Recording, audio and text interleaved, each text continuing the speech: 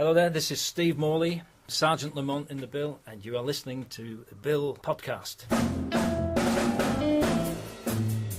Thank you, Steve. Welcome back to the Bill Podcast. It's part 2 of our interview with one of this country's finest actresses, the legendary Carolyn Pickles.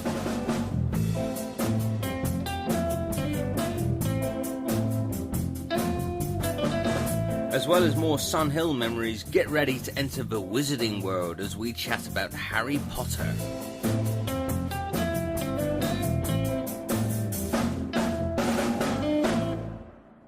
A nice trick I've noticed that you use as Reid, when you're interrogating suspects, you always play it very calmly when you're interviewing suspects.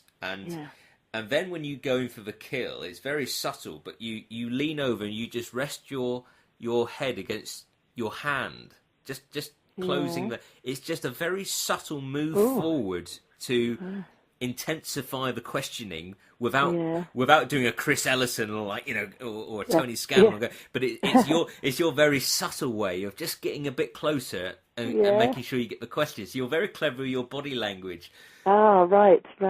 I'd done something years before which was called Miracles Take Longer. It was a daytime soapy thing, and I was one of those people that worked in a citizens advice bureau, just listening and asking questions. In a sense, the guest artists had the wonderful lines. And so I'd have, lines like, how long have you had pigeons in your roof or something? And guest artists would come out with this wonderful storyline. And so you learn to kind of really listen. Yeah. And body language is quite important. Yeah. Well, thank you. That's nice. I'll try and reintroduce that back into my work if I ever get any more commanding boss women.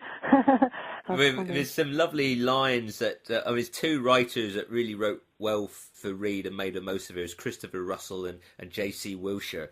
And Chris Russell, there's a lovely episode called Just Desserts. It's the first time Reid leaves the office and goes down. There's been a murder, a suspicious death at a building site. And when you arrive, a builder says, "You want a piggyback, love?" And you just say, "Are you licensed?" Without batting an eyelid. And Chris Ellison, you leave him to liaise with Socko because you want to investigate this one. And so he said, "With all due respect, Mom, I'm not very good at liaising." And you say, "No? Well, I'm not very good at driving a desk." Oh, great line. Yeah. Oh, yeah. With John Isles, you partner up with lovely John Isles, and you go to the front door of a house, and it comes through on the radio that this guy's quite a big bloke, and you say to John, "It's all right, I'll protect you." Oh, I loved working with John. Yeah, he's quality, isn't he? He is quality, yeah, he's a lovely guy. That's right, these lines have all come back now. I wish I'd kept my script. I've got various episodes somewhere on the VHS, and I guess I could get them, if I find them. My house is a bit chaotic. Could try and get those put on DVD, whether the quality's good enough. But the nice thing with your role, where you've got the opportunity to play, and I suppose the variety for you to keep you interested, is that sometimes you're out, dealing with the crooks and the villains, but then you've also got the political side with scenes with Peter Ellis and Ben Roberts, which must have been a different kind of variety for you. And That's right, a double act there. Yeah. Oh, they were great. Oh, you always knew where they were, and they were fantastically, they finished each other's sentences actually for each other. And Peter Ellis I worked with on a piece of theatre. We did Pride and Prejudice, and we toured the country, and he was Mr. Bennett in Pride and Prejudice. He was a great company member, lovely to work with, because we hadn't done masses of work together on the bill, but I always loved chatting to him in between. Yeah. Great guy. What I love about the way you play her, because is a whole storyline where you have come up with an initiative for street robbery and how the police can do it better, and Peter Ellis's Brownlow actually nicks your idea. He takes it to area and says that he's written this paper. It's a bit naughty, but what I love about you and indeed what the writers did is they never once played on the idea that, do you know how hard it is to be a woman in the police? They never went down that angle. You're there on your own merit. You're absolutely right. It was all taken as given that she was as tough and strong and as clever and manipulative as the best of them. So that fight wasn't necessary. She started feeling absolutely equal. There wasn't the struggle to feel equal at all, which is quite interesting, really. Because I think Helen Mirren probably had a lot more of a struggle. Oh, there were a couple of guys in Prime Suspect that gave her a very hard time. Yeah. Jack Shepherd's character. Did you watch Prime Suspect? Oh, I did, yeah. And Craig Fairbrass and all those guys, yeah. That's right. Yeah, I mean, she was absolutely up for it, up to the mark as well. But I think we perhaps saw more of her struggle.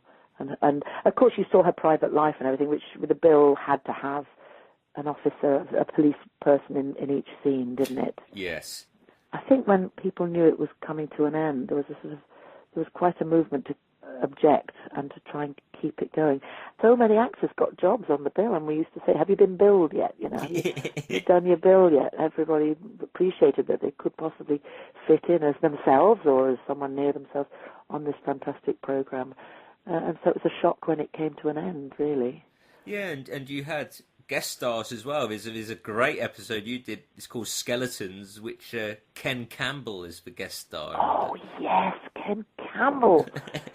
God, yes, and I'd worked with him too on stage at Nottingham Playhouse. He was a wacky, wonderful guy. Yes. Do you remember his storyline? I don't remember it, but I remember talking. Yeah, he plays a character called Elvis, or he wants to be known as Elvis, and he's got a load of skeletons in his flat, but he's actually imported them there for hospital use, and he's selling them. But initially, he doesn't really want to give away this information, and it's quite an ambitious shot they do, because those CID rooms, the interrogation rooms, are quite small and tiny. They actually do. It's a 270-degree shot where it starts on a close-up with you, and then tracks around behind Ken Campbell, and then further around to his front, and then over Chris Ellison's shoulder. But the only person speaking in this shot is you, so the pressure's on you. You've got this long monologue, and the cameraman's got to keep it going. But they were obviously trying to push the boundaries. It was innovative television, wasn't it? Absolutely. Walls kept coming out, of course. They could move the odd wall through, and then I remember shots coming from the ceiling a lot of the time, down opening shots coming down onto the tops of heads. But you're right. It was difficult to manoeuvre these cameras around those tiny, hot, little like prison cells. But it always felt very real, of course. And the corridors, a lot of stuff in corridors where you felt you were almost snogging the fellow actor talking because it's so close, But it never looked like that because the camera cheats so much. It didn't look like it. It looked like two people having a normal conversation. But when you're actually standing so close to someone in a tiny corridor like that, it feels very strange. Yeah. I mean, you were obviously a very established actor by this point, but was there an element of fame for you? Did you notice a change where you suddenly recognised a lot more on the street from being in this? Yeah.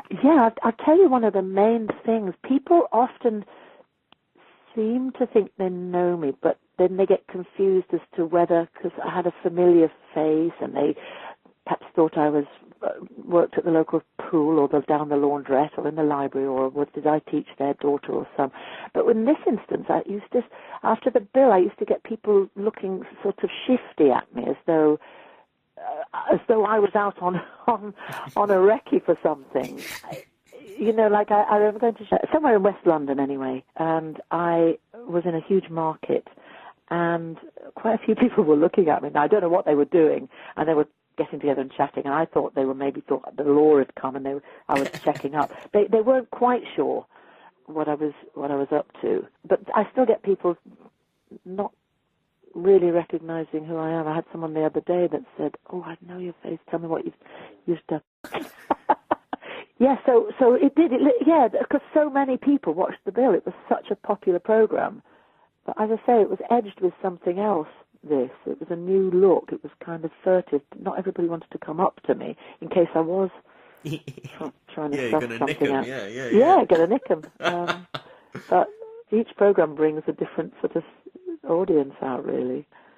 And when people don't know what I've done, I kind of don't know how to help them, really, because actually I kind of forget. I ought to have a list on me to go to.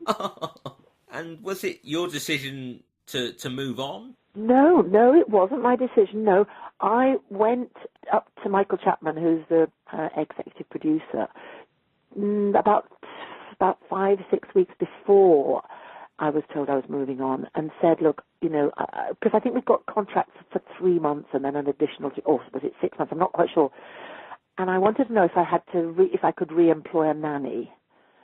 She'd said she would love to know how secure her job was because my kids were very young. And so I went up to Michael and said, no pressure, but have you any idea if Kim's going to stay or move on? And he said, we're really happy with what you're doing. I'll let you know very soon. We have a meeting coming up. And then I got a letter saying, we've loved your work. We've been top notch. We're so happy with her that we're going to promote her and move her to Nottingham. Which made me think, that happy, wow. So wow. I couldn't quite get it at first, but in other words, you're out, mate. But I think I hid that letter for a while because I was sort of trying to get my head around it. Yeah. But I was very lucky to do what I did. I think I was there for 15, 16 months. Or was it longer? Yeah, it was an 18-month sort of solid stint, and then they invited you back as Superintendent Reid. Yes, that's right. Martine McCutcheon has been assaulted, so you come back and she accuses Hugh Higginson of assaulting her, and so you. That's right. I remember that one. Yes, a few weeks or months afterwards, they said it would bring you back for. Yeah. Simon Rouse comes in from MS-15 like intermittently towards the end of your tenure, and then of course he eventually replaces Reid as a DCI, so they kind of swap you around. Maybe, but because he'd been coming in as a semi-regular, maybe they wanted to keep you coming back. But it wasn't long before you were like doing more May to December, and maybe you weren't available. Yeah, I don't know what happens. Things. The business is full of surprises, good ones, not so good ones, and you don't expect long-running jobs anymore, actually, and that was relatively long-running. Yeah, the decision was made for me, so they went with another DCI who brought a set of different qualities out, and God, I had no idea he stayed for 20 years. But yeah, you'd have liked to have stayed longer.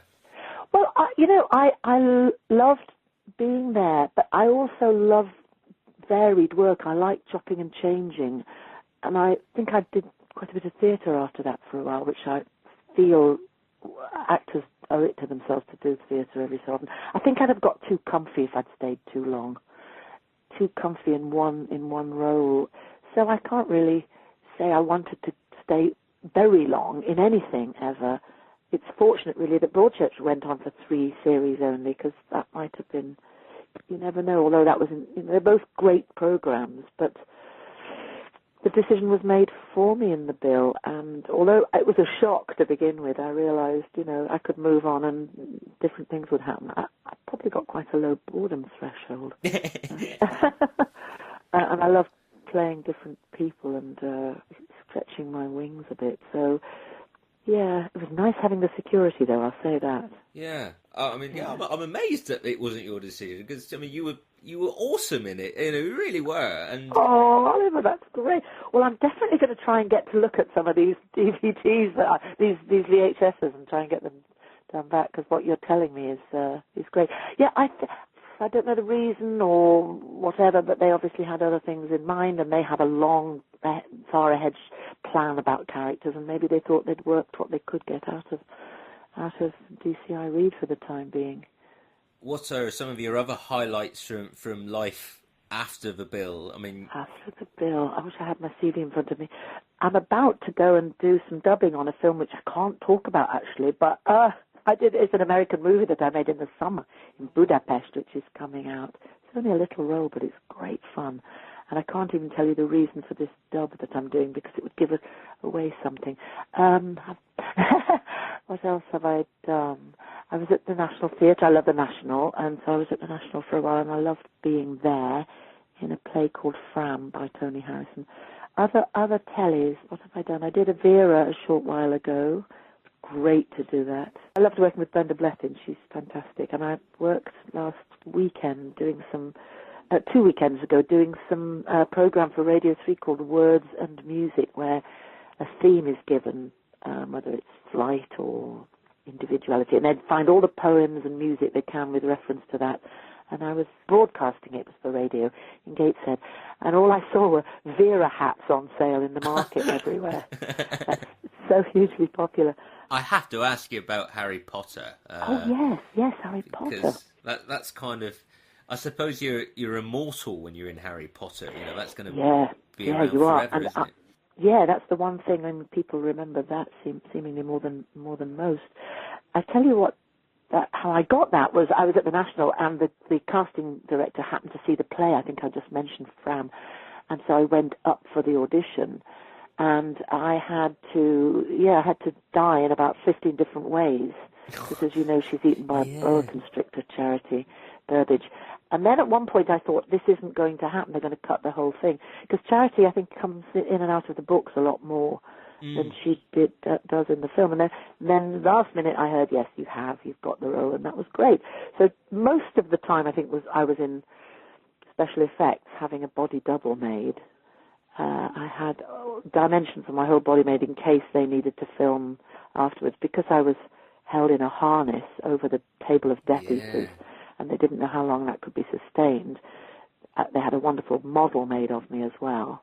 Wow. And most of my work was done in front of green screen. My voice was used to be there to feed Rafe and to feed wonderful Alan. Sadly, no more Alan Rickman, but dear man, most of the time I was there in plain clothes feeding them, and then when it got to be my turn, I was up against a green screen.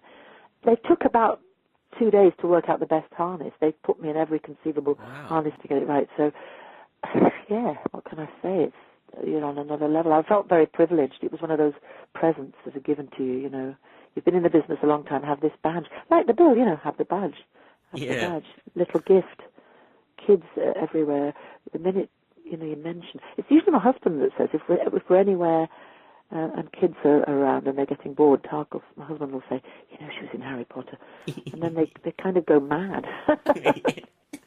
Yeah, it was a wonderful experience, really. I already knew Judy Walters from theatre and telly, and I knew Alan.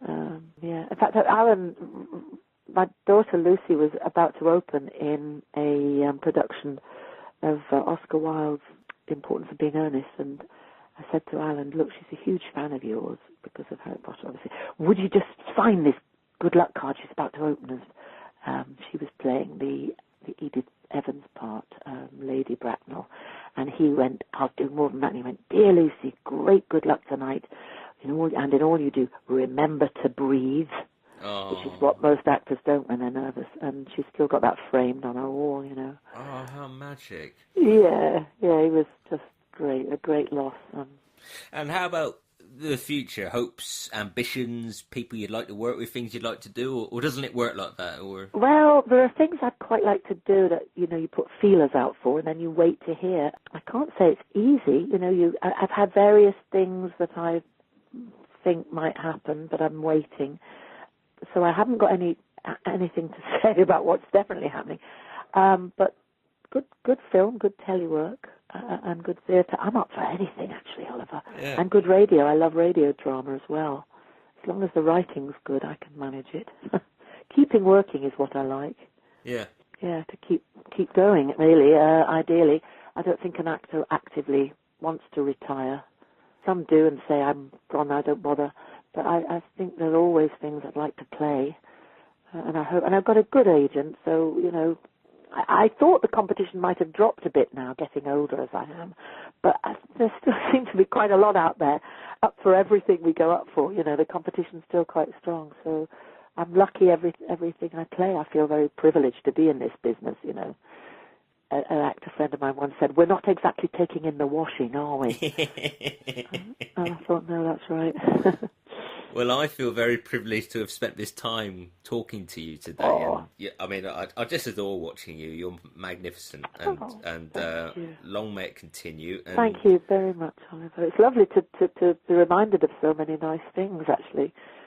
Thank you for interviewing me.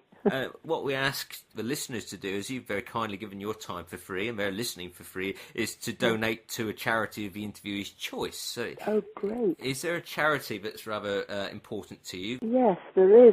Interact is a stroke charity for stroke patients, and it's something that I did used to work for in my spare time. It's Inter and then a capital A, ACT, and it's all one word, and it's to help stroke patients. INTER, capital A, CT, Interact.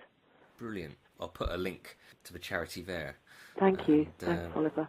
No, thank you so much for doing this. I mean, to sign off, what is your message to fans of the Bill who are all over the world? It is quite extraordinary where this podcast gets listened to, let alone where the Bill is watched and enjoyed. Oh, yeah, what's my message to all those people that are still watching it? Yeah. Yeah. Oh, God, keep watching. It's the best television. It's quality television and great writing, wonderful, superb acting. And you learn a lot from it about the times, too. It's kind of a vintage piece now, isn't it? Yeah. Keep watching, and thank you for watching. They'll know much more about it than I do. Bless you. Carolyn Pickles, what a legend. Thank you so much. Thank you, Oliver. Thanks very much for being so generous with your questions. Oh, that's an enormous pleasure.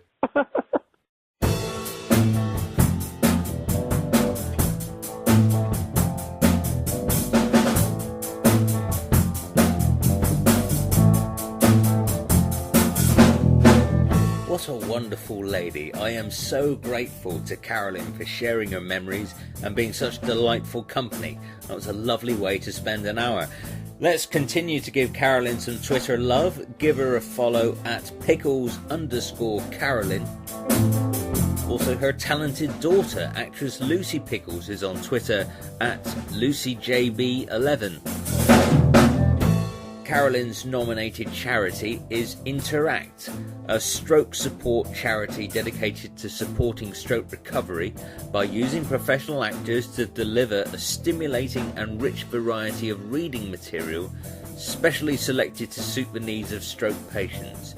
You can read more and make a donation at interactstrokesupport.org. We're sticking with the 90s as a theme for the rest of the year on the Bill podcast. And in case you were wondering how I choose who to interview and maybe what the process is, I thought I'd spend a few minutes explaining. I grew up with the Bill from the mid-90s. My earliest memory is Philip Whitchurch's final episode as Chief Inspector Cato. I can distinctly remember him packing his box and looking up at Brownlow at the window before driving off and the credits rolling. I also remember watching the first part of the Target storyline with my mum and dad, though they might have thought it was a bit too violent for a 9-year-old, so I didn't see the conclusion. As a boy, Loxton and Quinnan were my favourite characters. They seemed to get the most action scenes, which as a 9-year-old was what I was interested in. I also liked Mike Jarvis, and I remember with glee the episode Way Out West, where Quinnan and Stamp soaked him with water pistols. I taped that one and watched it over and over again. I also remember Dave Quinnan being stabbed in 1999, and everyone at school was talking about it the next morning. We all seemed really excited by his screams being heard and shown in CAD before they cut out. Was he going to survive, everyone was asking. My mum really loved Mark Wingett as Carver, and I remember her laughing out loud when he first came back into uniform with his hair spiked up and the troops giving him a bit of a hard time. I think she stopped us watching when he became an alcoholic, and in fact any time Burnside turned up she'd not let us watch. I think she felt it was a bit too grown up, perhaps worrying my brother and I going around school calling people bastards. My nan was a bit more laid back though, so I recall watching his comeback episodes in '98 at my nan's, and indeed the Burnside spin-off. I tuned in ad hoc throughout the noughties. I do recall being very impressed that both Graham Cole and Jeff Stewart were still rugby-tackling villains. I didn't have a telly at uni, and there was no streaming then. So the era that perhaps a lot of you are most familiar with, what I call the post-Boyden era, I'm still discovering. That's why I haven't interviewed some of the later stars of the series. I've seen episodes, but not enough encyclopedic knowledge to conduct a pretty solid interview. I started pretty much completely afresh with the 80s and the early 90s episodes a couple of years ago. And what an absolute joy that was, finding these compilation clips on YouTube of dramatic exits and confrontations and danger on the beat. I had memories of that same feeling of excitement that I'd experienced as a boy first watching the Bill, so I quickly bought all the DVDs I could get my hands on. So as of today, I've now watched every The Bill episode from 1984 to 92. The John Isles years, Dashwood years. I've got most of the 90s on DVD and some of the early noughties. And at the time of recording, I'm really enjoying watching series 11 through to 14 again, which is the sort of era I grew up with. So stay tuned for announcements about podcasts with legends from that era. There are some Sunhill heroes like Jeff Stewart and Simon Rouse I've not even approached yet, as I've got so many of their later episodes to discover before I do that. Though some legends from the 80s have said a polite no thank you to doing the podcast. That's their decision. We must respect that. I certainly do. And I'm not going to say who they are because that's unprofessional. And so if you haven't heard your favourite yet, they've either said no or we've been unable to record so far. So wait and see who might pop up. But if you were to tell me that when I started this podcast, well, nearly 2 years ago, that I'd have interviewed the legends that played Ackland, Carver, Cryer, Dashwood, Gregg, Martella, Stamp, and many more, I'd have thought I was dreaming. So I'm really grateful to all the interviewees to date for saying yes and giving their time so generously. And stay tuned for more. In the meantime, we'll continue to focus on the 1990s, and next up we have a wonderful actor from The Bill who added so much to the uniform lineup for 3 years. And as this preview clip shows, he was interested in playing an ordinary copper. He certainly did that beautifully. It was an absolute pleasure to chat to Joe Dow, aka P.C. Barry Stringer.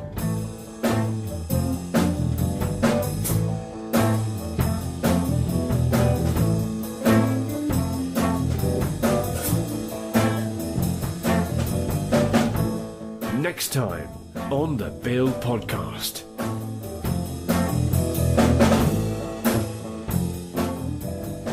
It kind of got more interesting as I went on, really. I was amazed at how open they were.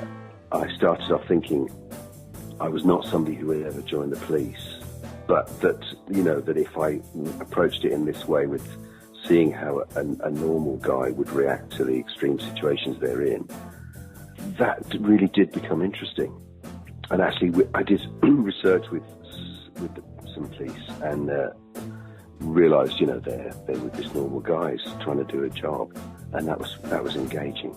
So yeah, there was certainly a part of me that felt very personal about it. So that made it easier to play.